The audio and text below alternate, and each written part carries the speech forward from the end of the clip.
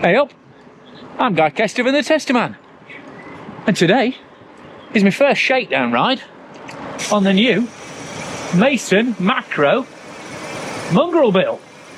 So, if you've not watched the 3 build videos, then I suggest you flick back, go find me in my workshop, building up from this beautiful Italian made Mason Macro frame, and adding my own quite eclectic, typically, parts selection. But first job with any gravel bike review is round the lumpy field, and it's particularly lumpy at the moment because it's baked hard. But I have to say, I mean, obviously I just said gravel bike there as a Freudian slip, really, because in terms of the frame it's actually a mountain bike, but I think it's just having drop bars on immediately makes me think gravel bike. And first impressions are super fluid and flowing. This is a lovely ride, and I'm already really liking these kitchen sink bars, that little grip position in the middle.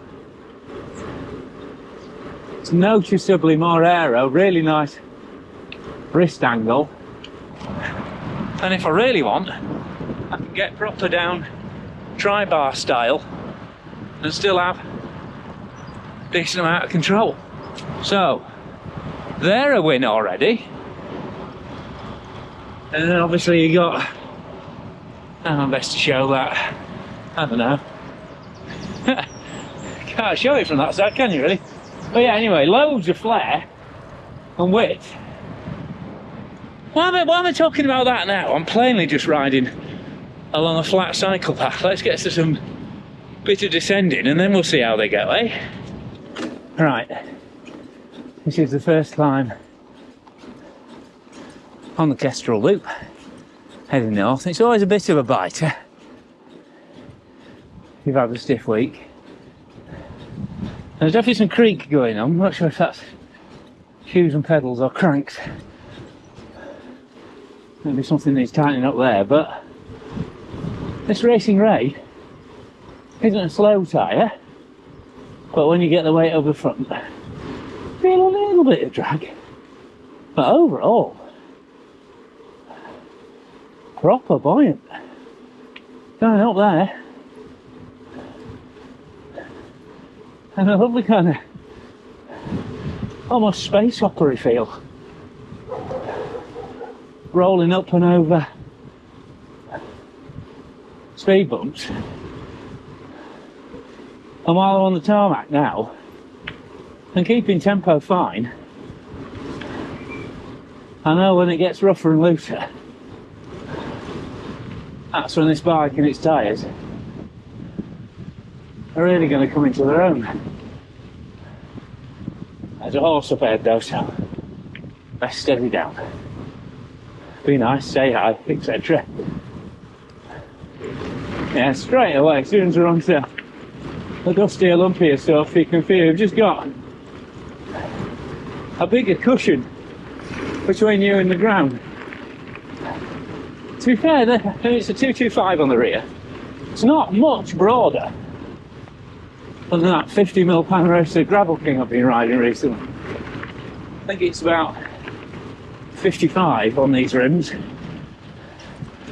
whereas Gravel King is 53 on narrower Hope rims, but it's about 5mm deeper is the Brick XC on the back, so obviously that does make pressures a bit more key. So as an initial ride, just running 20 psi either end. So just because I haven't got suspension helping out, and there are some rocky sections on this loop, but could easily go a bit lower than that if it does prove a bit untamed in terms of rebound. But this is one of the descents where I'll definitely find that out. So, settle into those big drops, that's a nice hand position. And this tape's really nice as well. Stinks. Really rubbery smell. Yeah, brakes seem to work, that's good. I seem to remember this is the first proper descent they've done, but yeah. Plenty of sharpness there, nice feel. The bleed did work. Oh, look at them bluebells. Ain't that gorgeous? Do you know, I might stop and do my pack shots here for cycle. Now, speaking of sizeable handlebars, well, there's a set. Are they red shifts, mate? It's a red cow. We okay? Can I come past? I'll soon find out.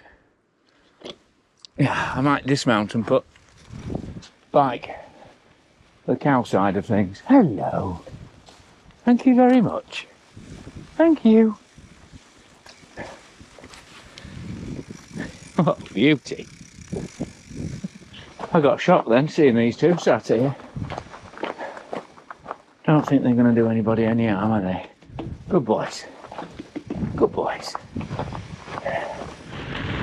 And now we're on to some proper gravel. And I have to say, it really feels like it's skipping along. I was trying to drag some pals out on gravel bikes so I could try and gauge the rolling speed more accurately. It's always difficult with a larger volume tyre. It's like the old 29er effect. This is a little bit smoother when it's I was going to say, because the wheels are heavier as well, the acceleration isn't as dramatic as a gravel wheel, but obviously these Hunt Proven XC wheels are actually significantly lighter than most gravel wheels. So even with a bigger tyre on, I think Schwalbers are at 750 grams, they're still a very lightweight wheel set, and these little rises, it is liking it. You see it's quite deep gravel there. It's just skimming over the top of it. Oh, it definitely encourages you to squeeze the gear over the top, not click down. And already I'm really liking that 1046. Really nice close spacing. And certainly doesn't seem to be any issues so far with a gravel block and a road cassette. Hopefully not speaking too soon.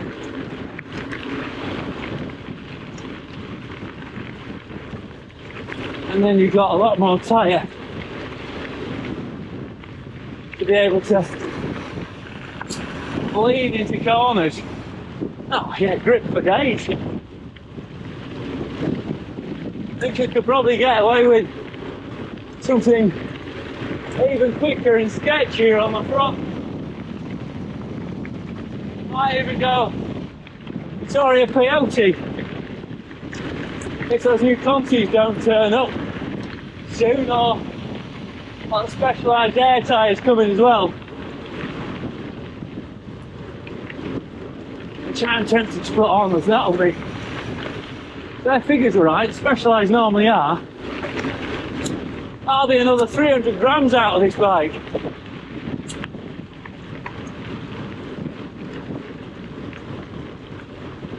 I mean, it's not miracles, it's not suspension.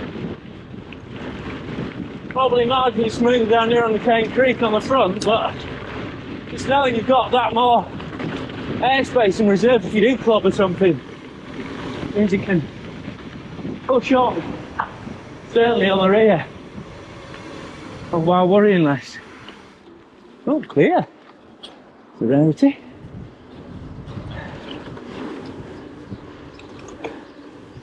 Again, super quick changes.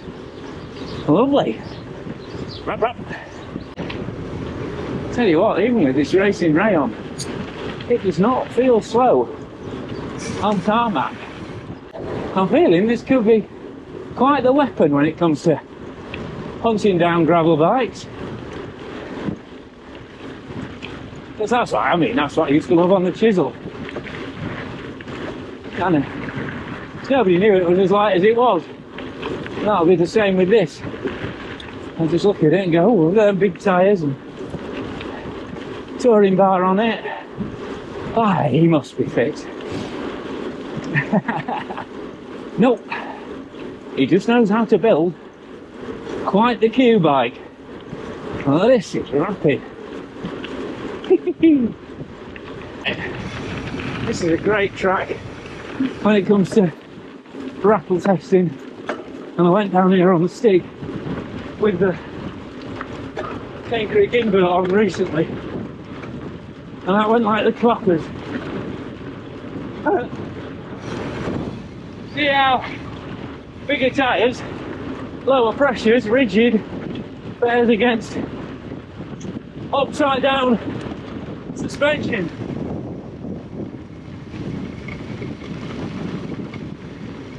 Whoa. Come on, guys.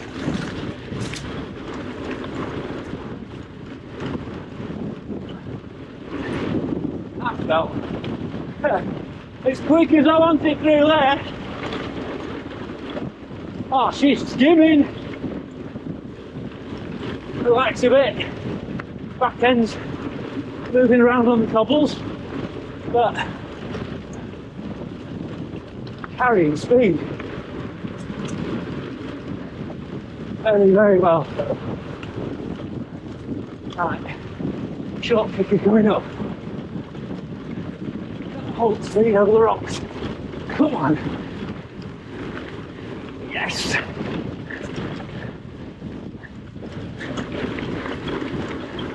Again, to stand up, not gear down sort of situation.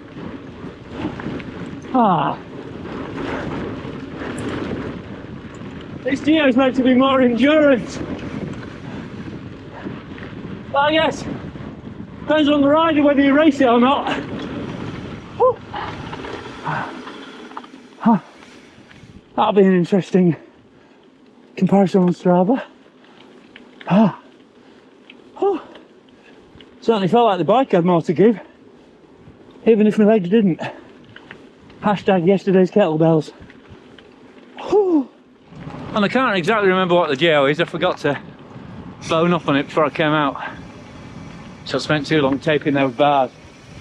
But hey, the bars feel great, and also, while I know it's not as slack as that Pace RC429 in drop bar rigid fork mode, certainly felt pretty stable and controlled down there.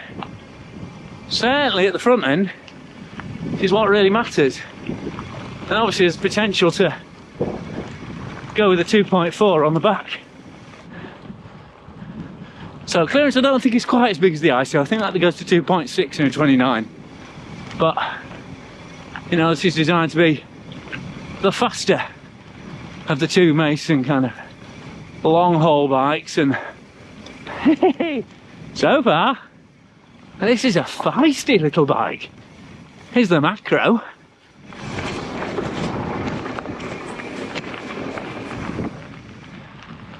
And speaking of the ISO,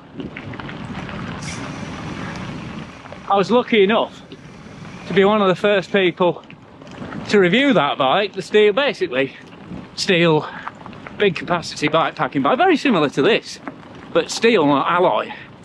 But unluckily for Dom, it's about the only bike in Mason's 10-year history that I didn't think was absolutely spot on. And most of that was down to the hot shoe fork. So I'm guessing they've done some structural reworking on this hot shoe too. If this feels absolutely bob on, it's a lot more forgiving, but it's certainly not a noodle, and you've still got those cargo points, you've still got that nice little shutter rack Just need to work out what to put on there. Maybe just an old teddy bear, like they do on dustbin lorries for the council. How bad this macro was to create a bike like the Boca, the aluminium version of Mason's gravel bikes. Create a bike that's got that comfort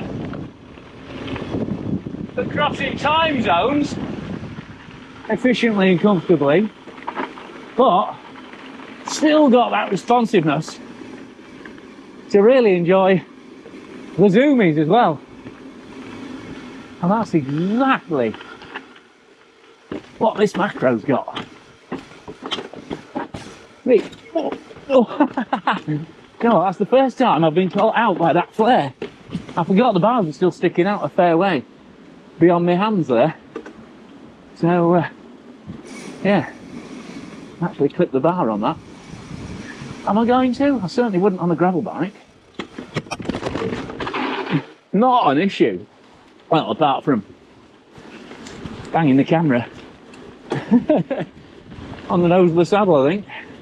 Brooksmeet GoPro. There's the thing you don't often see, I imagine, when they started knocking those saddles out. I have to say, I'm not going to point the camera at my arse. Nobody needs that. I'll save that for when I have to resort to OnlyFans. But I have to say, it's polished up beautifully.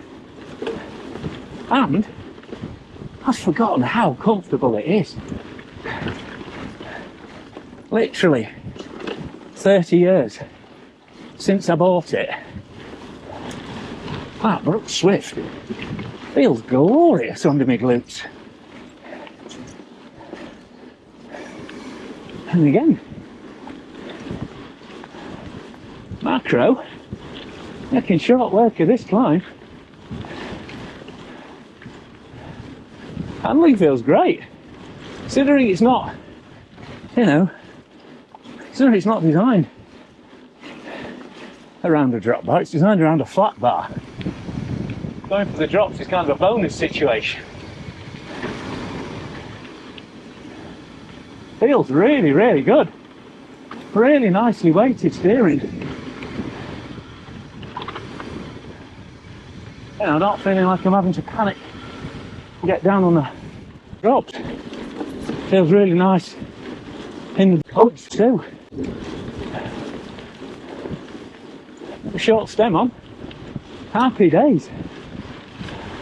And if you're used to a longer reach like I am, obviously fills out the fact that this bike is a little shorter because it's designed for a more upright sort of trekking position rather than technical trails. But it's a bit worried that the juncture would feel like it was designed on a flip phone, but no,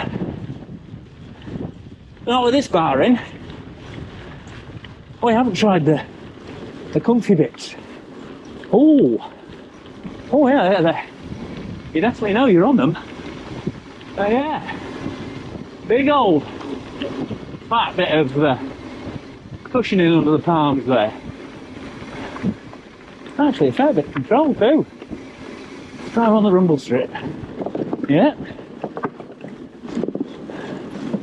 I mean, I don't normally go for an ergon style grip, but I know Freya and Sarah do. They're going to really like that as an addition. And because this is already giving me, I need to go and do some big rides vibes, which is the whole point of it.